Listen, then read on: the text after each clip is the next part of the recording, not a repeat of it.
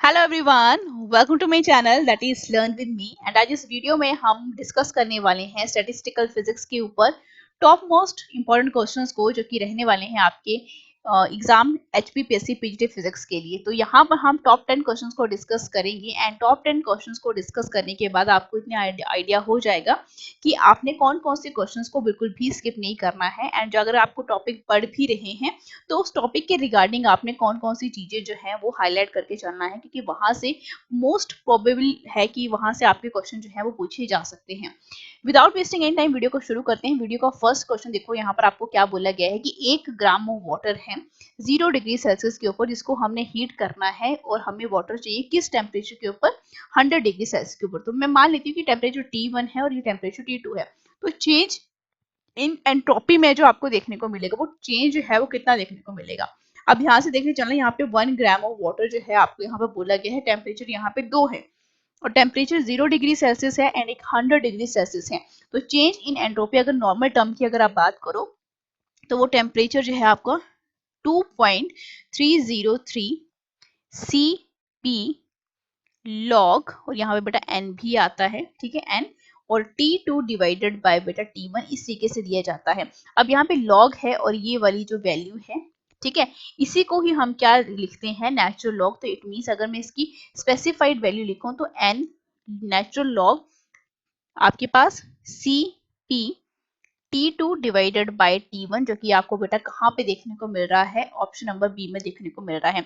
अब ये n जो है यहाँ पर नंबर ऑफ मोल्स है एंड यहाँ पर आपको नंबर ऑफ मोल्स जो है निकालने आनी चाहिए जब हम बात करते हैं कांस्टेंट प्रेशर की, ठीक है। स्पेसिफिक हीट आपको जो है यहाँ पे निकालनी आनी चाहिए, ठीक है। तो ऑप्शन नंबर बी जो है ये क्या है, इस क्वेश्चन का बिल्कुल सही आंसर है। नेक्स्ट क्वेश्चन की बेटा हम यहाँ पे बात कर लेते हैं। नेक्स्ट क्वेश्चन यहाँ पे बोला गया है कि if we replace T by 2T then the max spectral distribution जो है ब्लैक बॉडी रेडिएशन का कैसे इंक्रीज होता है। तो ये जो टेम्परेचर है वो किसके साथ रिलेट करेगा, यहाँ पर मैक्स स्पेक्ट्रल डिस्ट्रीब्यूशन यानी वेवलेंथ के रिगार्डिंग इसको पूछा जाता है।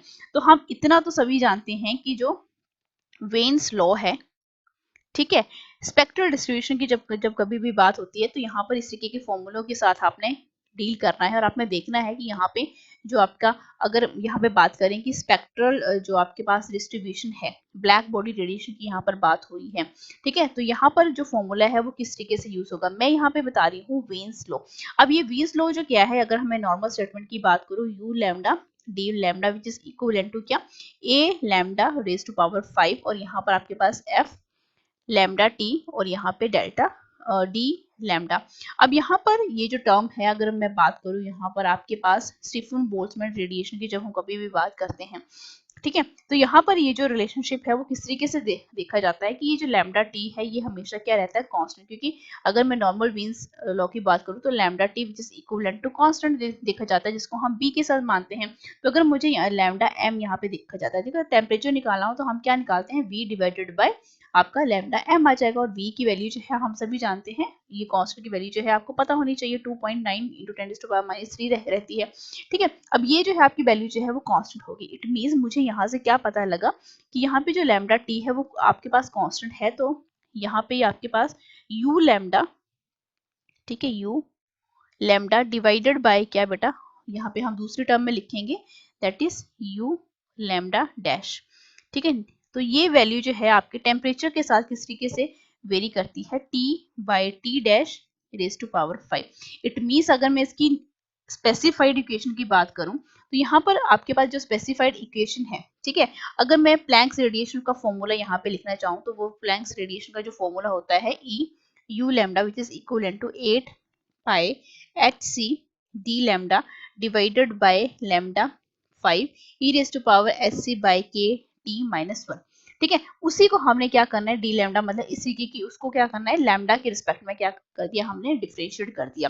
तो यहाँ पर हमें इतना पता लग गया कि यू लैम्डा जो है वो डायरेक्टली प्रोपोर्शनल किसकी है, टेम्परेचर की, इसके ऊपर है। इतना तो आपको ये जो है बेसिक आइडिया होना चाहिए। अब यहाँ पे टी को हमने किसके साथ रिप्लेस कर दिया है, 2t के साथ। इट मीन्स 2t की रेज़ टू पावर कितना कर दो, 5 कर दो, 2 को 5 बार मल्टीप्लाई करना है तो यू लैम्डा बेटा कितना आएगा आपके पास, 32 लैम्डा रेज़ टू पावर, मतलब 32 टाइम वो क्या हो गया, इंक्रीज हो गया, ठीक है। तो आपके पास 32 टाइम इंक्रीज कहाँ हुआ है, ऑप्शन नंबर सी में यूज हुआ है। देखो ये जो फॉर्मूलाज हैं वो किसके भी रिगार्डिंग पूछे जा सकते हैं, ठीक है। ये प्लैंक्स रेडिएशन के जो जितने भी फॉर्मूले हैं, ये वेन्स लॉ जो है, ठीक है, स्पेसिफिक हीट के जो जितने भी आपके फॉर्मूलाज हैं रिगार्डिंग, आपका आइंस्टाइन मॉडल क्या कहता है, D by T cube law क्या है, ठीक है, क्लासिकल लिमिट्स क्या है, ये आपने बिल्कुल भी स्किप नहीं करने हैं, ठीक है। नेक्स्ट क्वेश्चन के ऊपर आ जाओ, आपके पास फर्मी फंक्शन। अब देखो फर्मी फंक्शन की वैल्यू आपको पता होनी चाहिए, यहाँ पे माइनस प्लस वन के साथ जो है घपला करते हैं। अब ये जो वैल्यू है आपको ऑलरेडी क्वेश्चन में यहाँ पे मैंने मार्क करी हुई है और बोला गया है कि ये क्या देती है, probability of occupation of the electrons पर एनर्जी स्टेट। तो प्रोबेबिलिटी हमने किसकी निकाली है, number of electrons absolute temperature के ऊपर, जो टेम्परेचर 0 केल्विन है एंड जो एप्सिलॉन है वो एप्सिलॉन एफ यानी फर्मी लेवल के बराबर है। तो इट मींस यहाँ पे मैं पहले इस वाले लेवल की बात करती हूँ, ठीक है। इस वाले लेवल को मैंने किस तरीके से लिखा, that is E raise to power, अब एप्सिलॉन को मैंने एप्सिलॉन एफ लिखना है क्योंकि क्वेश्चन में यहाँ पे मेंशन किया गया है, तो ये माइनस एप्सिलॉन एफ ही बना, ठीक है, डिवाइडेड बाय बेटा क्या 0, ठीक है, टेम्परेचर बेटा 0 बोला गया था, तो ये ई रेज टू पावर कितना है, 0 ही हमें देखने को बोला, और ई रेज टू पावर 0 बेटा किसके इक्वल होता है, 1 के इक्वल होता है। अब आ जाओ इस पूरे फंक्शन के ऊपर, तो एफ एप्सिलॉन कितना बना, 1 डिवाइडेड बाय, ये हमने अभी फंक्शन निकाला कितना बना 1, 1 प्लस 1 कितना बना, ये 1 डिवाइडेड बाय 2, जो कि कहाँ पे दिया गया है, ऑप्शन नंबर सी में आपको दिया गया। आपको ये वैल्यू जो है वो पता होनी चाहिए, ठीक है। नेक्स्ट क्वेश्चन के ऊपर आ जाओ, क्वेश्चन नंबर 4 यहाँ पे क्या बोल रहा है कि अगर U एंड F जो है वो थर्मोडायनेमिक पोटेंशियल है, तो आपको ये वाले आपके फॉर्मूले हैं ये भी आपने क्या करने हैं, मेमोराइज जरूर करने हैं, क्योंकि यहाँ पे कई बार फॉर्मूला के टर्म में भी आपको ये क्वेश्चन जो है बनाकर पूछे जा सकते हैं। तो बोला गया कि गिव्स हेल्महोल्ट्ज इक्वेशन जो है वो क्या रहेगी, ठीक है। तो ये इसका जो सही आंसर है that is option number A. अब बहुत से बच्चे जो जिनको अगर ये आइडिया नहीं पता है कि ये वैल्यू जो है वो किस तरीके से आई है, तो उन बच्चों के लिए मैं यहाँ पर इस वैल्यू को निकाल भी देती हूँ कि ये वैल्यू जो है वो किस तरीके से आ रही है। सबसे पहले आपने क्या करना है, आपको क्या पता होना चाहिए वो देखो, आपको यहाँ पर बोला गया है यू एंड एफ जो है वो आपके पास थर्मोडायनेमिक क्या है, पोटेंशियल है।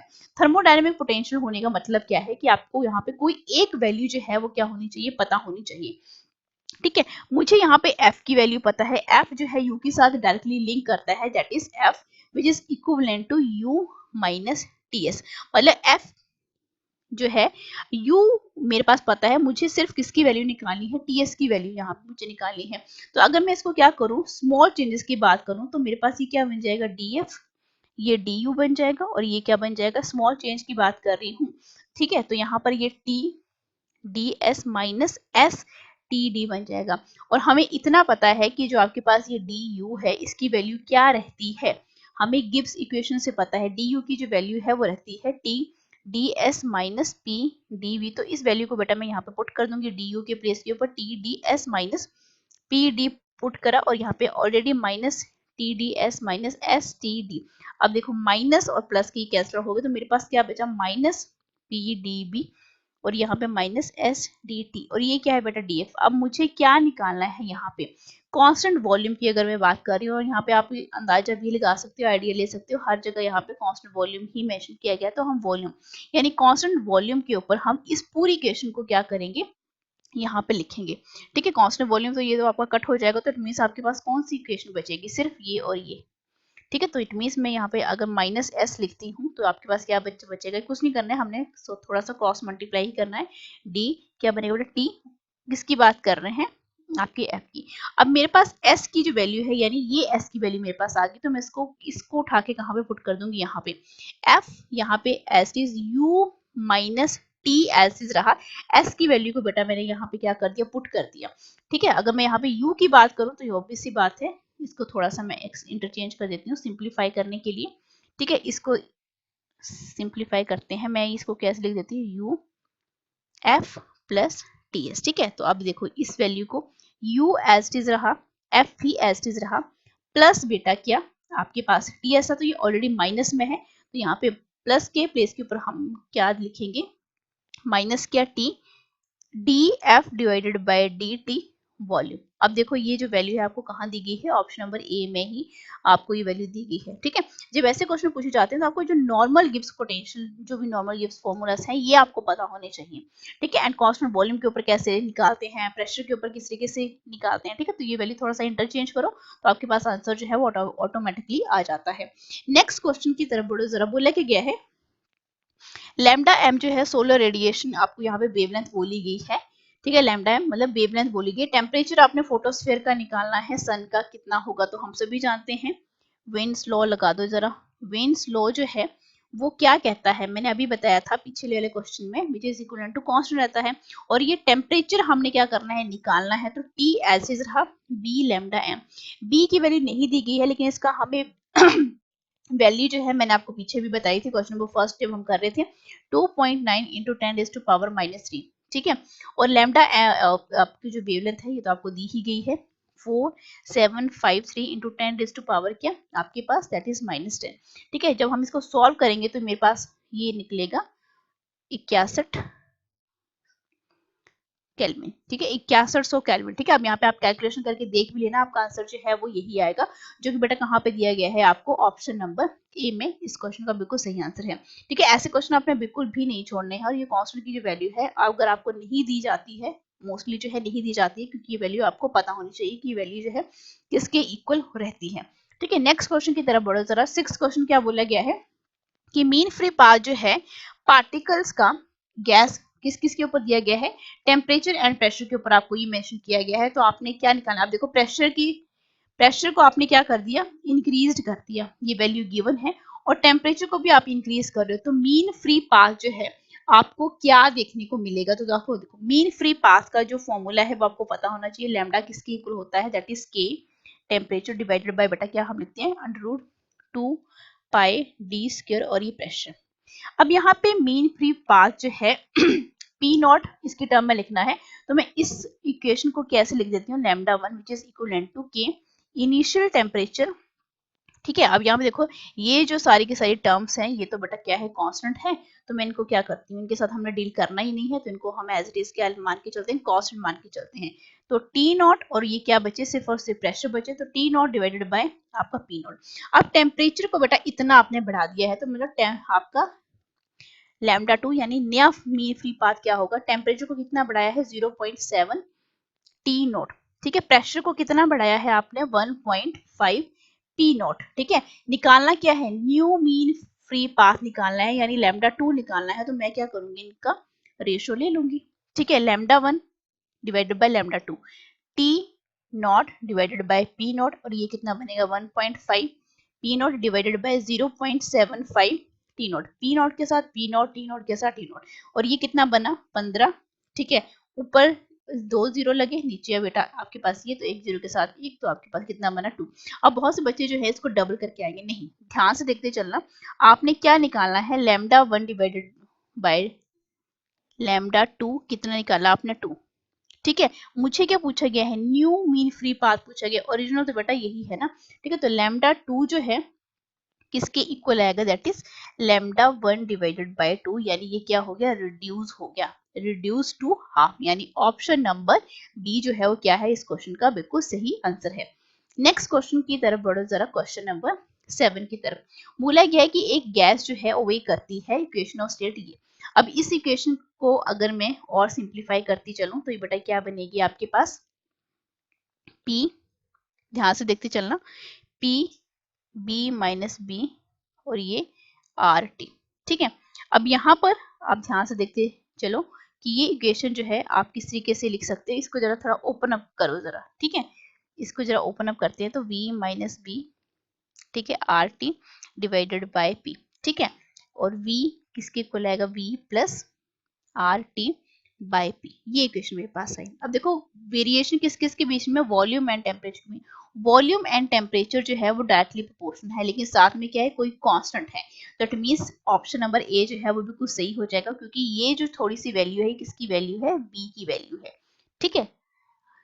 नेक्स्ट क्वेश्चन की तरफ बढ़ो जरा। क्वेश्चन नंबर 8 आपको यहाँ पर बोला गया है, यहाँ पर हमने क्या निकालना है, क्रिटिकल प्रेशर की यहाँ पर बात हो रही है कि क्रिटिकल प्रेशर जो है हम किसी किसी देखते हैं। क्रिटिकल प्रेशर का जो फॉर्मूला है PC which is equal to A divided by 27 B का स्क्वायर। A की वैल्यू दी गई है 10⁻⁻3, 27 B का स्क्वायर यानी B इसका स्क्वायर कर दो तो कितना आएगा, ये 10⁻⁻6। थोड़ा सा सिंप्लीफाई करो, 10⁻⁻3, नीचे की पावर को ऊपर ले जाओ, प्लस बन गए 27। बेस अगर आपके सेम है, पावर्स क्या हो जाती हैं, एडअप हो जाती हैं 27। और यहाँ पे देखो 1000 डिवाइडेड बाय 27, तो इसको जरा डिवाइड करो, कितना बनेगा, ये 3 और ये 7। ऑफ कोर्स आपके पास ऑप्शन नंबर सी 37 एटीएम यानी एटॉमिक टेम्परेचर मास। ठीक है, आपके पास ये जो है क्रिटिकल प्रेशर जो है गैस का, ऑप्शन नंबर सी में निकल कर इस तरीके से आपको यहाँ पे देखने को मिलेगा 37.77, तो अप्रोक्सीमेट 37 जो है आपको ऑप्शन नंबर सी में दिखाई पड़ रहा है। नेक्स्ट क्वेश्चन आ जाओ जरा, ये बड़े ही अच्छे टाइप का क्वेश्चन है। अब देखो यहाँ पर आपको बोला क्या गया है कि सेम टेम्परेचर, मतलब टेम्परेचर जो है वो सेम है। फर्मी जब आपके पास गैस जो है किस टाइप की है, जिसमें फर्मियोस ही फर्मियोस है, या गैस जो है जिसके पास बोसोन्स ही है, सेम टेम्परेचर हो, मतलब फर्मियोन गैस का भी टेम्परेचर सेम है एंड जो बोसोन्स गैस है उसका भी टेम्परेचर जो है वो सेम है। ठीक है, तो यहाँ पर आप देखो कि एक तरफ अगर मैं फर्मियोन्स को मान के चलूं, फर्मियोन गैस, और एक तरफ बेटा मैं मान के चलती हूँ बोसोन गैस। ठीक है, अब जब हम बात करते हैं सेम टेम्परेचर, तो टेम्परेचर यहाँ पे सेम है, टी मैंने यहाँ पे माना और यहाँ पे भी मैं टी माना, तो ऐसी गैस जिसके पास फर्मियोन्स होंगे वो हमेशा क्या करती है, हाई प्रेशर एक्सर्ट करती है। ठीक है, हाई प्रेशर एक्सर्ट करती है, और जो बोसोन्स गैस होती है वो लीस्ट प्रेशर एक्सर्ट करती है। ये बात आपने ध्यान रखनी है, क्योंकि यहाँ पे फर्मियोन्स गैस पूछा गया है लीस्ट, तो इट मींस यहाँ पे क्या आना चाहिए था, बोसोन्स आना चाहिए था। ठीक है, बोसोन गैस के पास जो है, बोसोन गैस जो है वो प्रेशर क्या करती है, लीस्ट एक्सर्ट करती है। अब ध्यान से देखते चलो कि यहाँ पे फर्मियोस गैस की मैं बात कर रही हूँ, तो प्रेशर ये ज्यादा क्या करेगी, एक्सर्ट करेगी। क्यों करेगी, क्योंकि यहाँ पर जो हाई एनर्जी पार्टिकल्स का प्रोपोर्शन है वो क्या होता है, ज्यादा होता है। हाई एनर्जी जो पार्टिकल्स होंगे उनका जो प्रोपोर्शन है, मतलब क्वांटिटी जो है उनकी, वो क्या रहती है, ज्यादा रहती है। दोनों आपकी जो स्टैटिक्स है, चाहे वो आपके पास फर्मी सॉरी आपके पास जो है एम बी है, या आपके पास बोस आइंस्टाइन है, और यहाँ पर आपका प्रेशर जो है वो क्या रहता है, लीस्ट प्रेशर एक्सर्ट करता है, क्योंकि यहाँ पर आपके पास लो एनर्जी जो आपके पार्टिकल्स हैं वो क्या होते हैं, हाई होते हैं।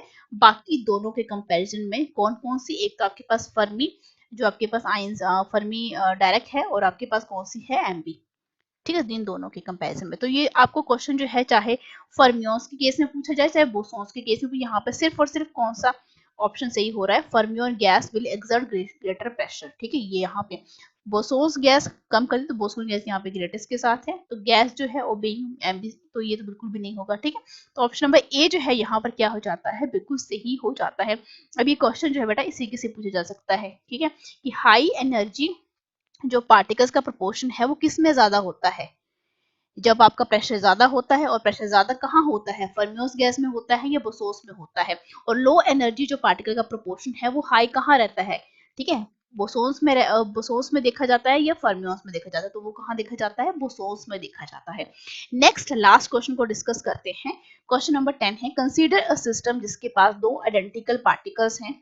ठीक है, यानी दो आइडेंटिकल पार्टिकल N2 है, और इनको हमने कितनी स्टेट्स में कन्वर्ट करना है, जी आई यहाँ पर आपको 3 है। तो जब हम बोस आइंस्टाइन स्टैटिस्टिक की बात करते हैं, तो नंबर ऑफ वेज जिसमें हम किसी भी आइडेंटिकल पार्टिकल को डिस्ट्रीब्यूट करते हैं इन फर्दर सिंगल स्टेट में, तो वो फॉर्मूला क्या रहता है, W which is equivalent to क्या, that is Ni plus Gi-1 bracket close, इसका फैक्टोरियल डिवाइडेड बाय बेटा क्या, Ni, मतलब जिन पार्टिकल्स को हमने क्या करना हो, जो आइडेंटिकल पार्टिकल्स है उनका क्या फैक्टोरियल, और Gi-1 का फैक्टोरियल। तो Ni की वैल्यू भी गिवन है, Gi की वैल्यू भी गिवन है, 2 + 3 - 1 का फैक्टोरियल, 2 का फैक्टोरियल और 3 - 1 का फैक्टोरियल। तो बेटा यहाँ पे देखो कितना आया, ये 5 एंड यहाँ पे 4 का फैक्टोरियल, नीचे बना हमारे पास 2 का फैक्टोरियल, और अगेन यहाँ पे 2 का फैक्टोरियल। तो सॉल्व कर लो, 4 × 3, और हमने कहाँ तक लेके जाना है, 2 का फैक्टोरियल तक। तो यहाँ पे 2 का फैक्टोरियल है, और 2 का फैक्टोरियल इसको ओपन अप कर दो, 2 फैक्टोरियल के साथ 2 फैक्टोरियल कैसे, 2 × 2 = 4, तो आपके पास कितने बनेगी, 6। इट मींस जब आपके पास दो आइडेंटिकल पार्टिकल्स हैं और आपने उसको 3 सिंगल पार्टिकल स्टेट में कन्वर्ट करना है, तो आपके पास कितने नंबर ऑफ वेज हो सकते हैं, 6, जो कि कहाँ पे है, आपके ऑप्शन नंबर सी में है।